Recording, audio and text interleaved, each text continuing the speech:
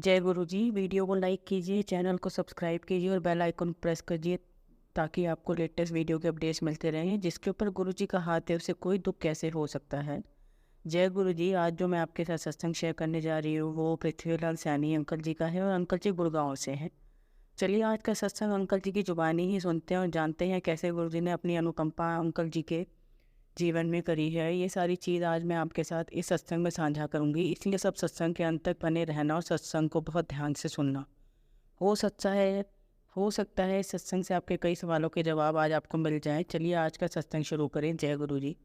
मानव जाति के सर्वश्रेष्ठ प्राणी किसी की व्यथा में मात्र सहानुभूति प्रकट कर सकते हैं। ऐसे अवसरों पर गुरु जी जैसे महापुरुष उनकी व्यथा अपने पर अंतरित कर उनका उद्धार कर उनके विश्वास को दृढ़ करते हैं। ब्रिगेडियर सैनी के स्मरण इसके प्रमाण हैं। वे चिकित्सा विशेषज्ञ हैं और उन्होंने गुरुजी को अक्सर ऐसा करते हुए देखा है। यह डॉक्टर सैनी द्वारा गुरुजी के एक भक्त को दिया हुआ सत्संग है। यद्यपि जालंधर में डॉक्टर सैनी का घर गुरुजी के मंदिर के समीप ही था। शुरू में वह महापुरुष के दर्शन नहीं कर सके। जब उन्होंने किए तो उसके पश्चात उनके जीवन में गुरुजी की दया का प्रवाह स्पष्ट था।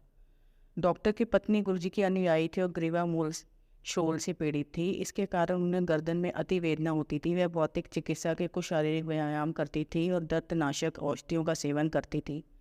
यह 96 के अंत का प्रसंग है जब गुरुजी पंचकुला में थे। डॉक्टर सैनी गुरुजी के दर्शन के लिए आए हुए थे। प्रतिदिन संध्या के समय चिकित्सक को गंभीर रोगियों को देखने गहन सेवा केंद्र में जाना होता था। उन्होंने गुरुजी से इसके लिए अनुमति मांगी तो गुरुजी ने कहा कि सब रोगी ठीक हैं, पर उनको जाने दिया। जब डॉक्टर लौटे तो गुरुजी ने उनको बताया कि उन्होंने उनकी पत्नी का रोग समाप्त कर दिया है। उनको बताया गया कि गुरुजी ने रसोई से एक चम्मच मंगवाकर उनकी पत्नी की गर्दन पर लगाया था। चम्मच गुरुजी का एक दिव्य उपकरण है। उनकी एक्सरे मशीन, कैट स्कैन, एकोकार्डियोग्राफ और पराधमनी यंत्र है। उसके बाद उनकी पत्नी को वह रोग कभी नहीं हुआ। 1 वर्ष उपरांत डॉक्टर सैनी का उपचार हुआ। उस समय तक गुरुजी चंडीगढ़ आ गए थे और वह उनके दर्शन के लिए आए। गुरुजी ने उनको बताया कि उनकी एड़ी में दर्द है।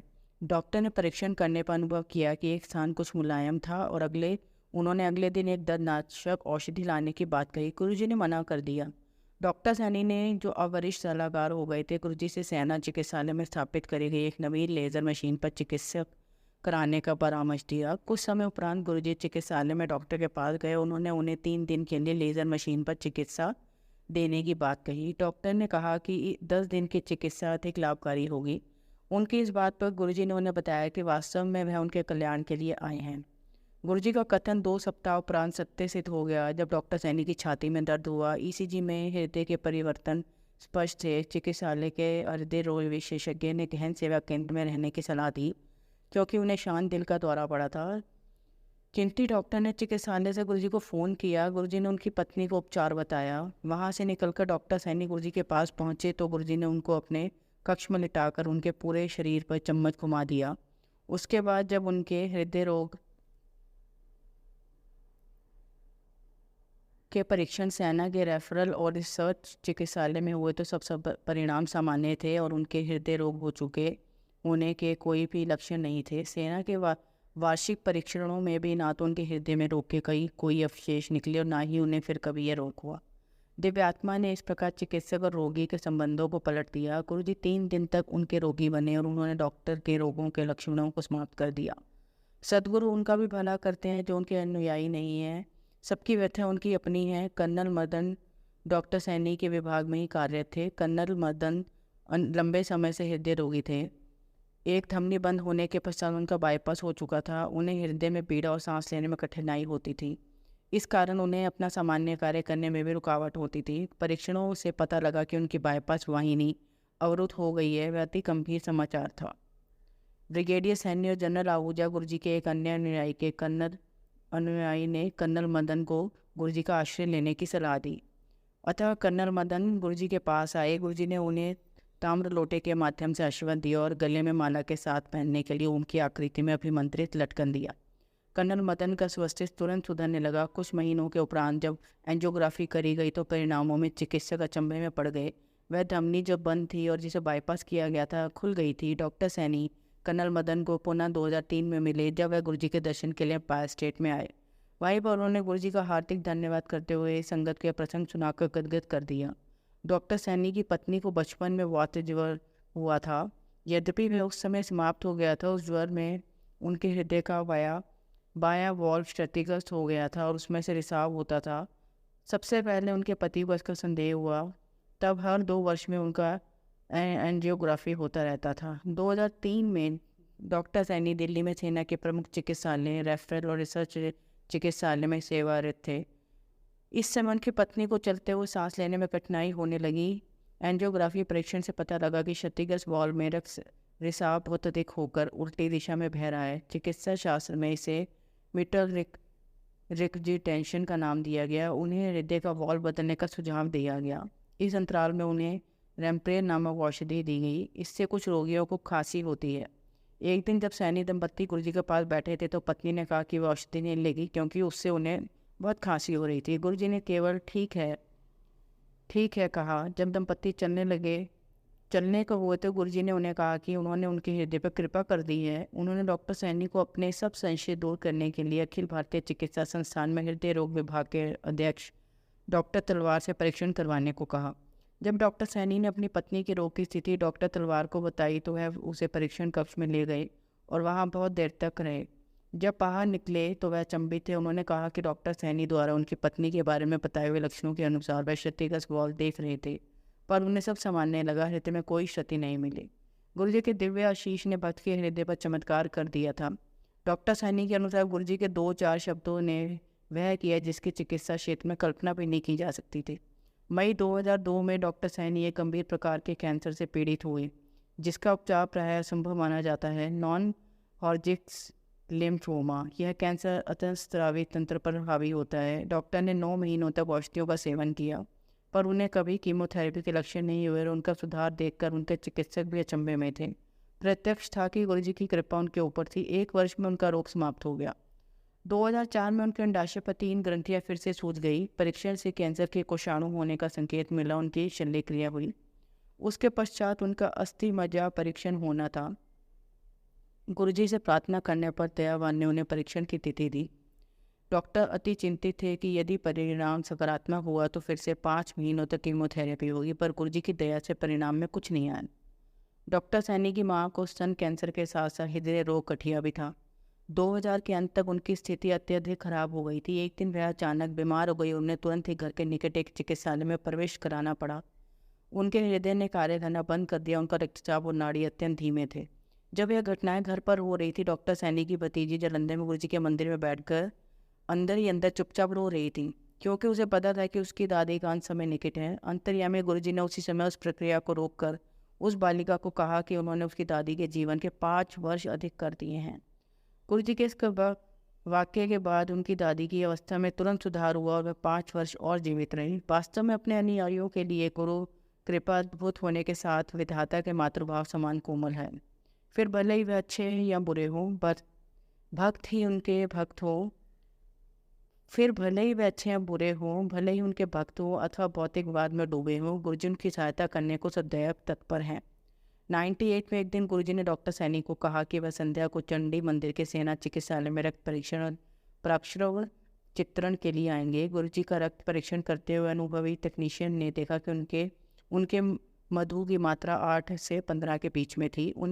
उसे पता था कि इस मात्रा के साथ कोई भी मनुष्य जीवित नहीं रह सकता। अतः उसने यह परिणाम डॉक्टर सैनी को दिखाया और कहा कि यह मानव इस लोक में नहीं हो सकता। गुरुजी ने उस टेक्नीशियन को आशीर्वाद दिया और कहा कि उसकी पदोन्नति होगी। कुछ दिन बाद वैसा ही हुआ। बठिंडा से मेजर सेना विकरण विशेषज्ञ उन दिनों चंडी मंदिर के सेना चिकित्सालय में सेवारत थे। गुरुजी के उदर पर परीक्षण कर उन्होंने सब सामान्य पाया। गुरुजी ने उनको भी आशीर्वाद दिया और कहा कि उनके 2 पुत्र होंगे और वह मेजर जनरल बनेंगे। गुरुजी से अनभिज्ञ सिन्हा ने कहा कि उनका एक पुत्र है और वह पर्याप्त है, परंतु गुरुजी ने उनका भविष्य निश्चित कर दिया था। 2004 में जब डॉक्टर सैनी दिल्ली के रेफरल और रिसर्च चिकित्सालय में डॉक्टर सिन्हा से पुनः मिले।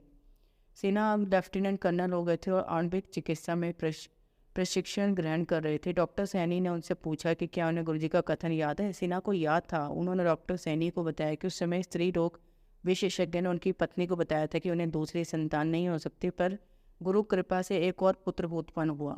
सैनी परिवार दिल्ली में गुरुजी के दर्शन करने के उपरांत वापस चंडीगढ़ जा रहा था। संघर्ष समाप्त होने तक रात बहुत अधिक हो चुकी थी और कार में परिवार के सदस्य सो रहे थे। अचानक डॉक्टर सैनी को भी, जो कार चला रहे थे, नींद का झोंका आ गया। उन दिनों राष्ट्रीय राजमार्ग एक तरफा था। कार ने अचानक दाहिना रुख अपनाया और सामने से आते हुए एक ट्रक के सामने जाने लगी। उसी समय उनकी पत्नी का हाथ उनके कंधे पर लगा और डॉक्टर सैनी झटके से जागे और एकदम उन्होंने कार को बाईं ओर मोड़ा।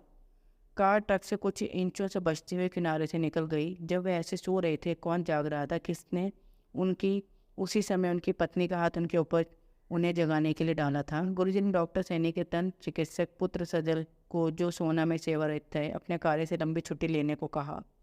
उस समय सजल स्कूटर से बस अड्डे जाकर वहाँ से सोना की बस पकड़ते थे। उस अगस्त महीने के दिन सड़क गीली थी। सजल ने स्कूटर से जाते हुए गाड़ी से बचने के लिए अपना स्कूटर घुमाया, पर एक और से टकराकर मार्ग पर गिर पड़े।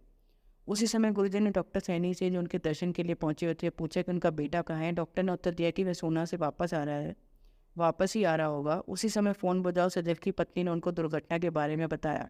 वह तुरंत घर वापस आए। सजल को कुछ लोग दुर्घटना स्थल से घर ले आए थे। दिल्ली में एक अनोखी घटना, वह बच गए थे और केवल नाक पर चोट आने से कुछ टाँके लगे थे। चिकित्सालय से वह सीधा गुरुजी को धन्यवाद देने पहुंचे। सजल सब अब कहते हैं कि उनका जन्मदिवस उस दिन मनाया जाए जिस दिन गुरुजी ने उनकी जीवन रक्षा करी थी, उन्हें नवजीवन मिला था। जय गुरुजी।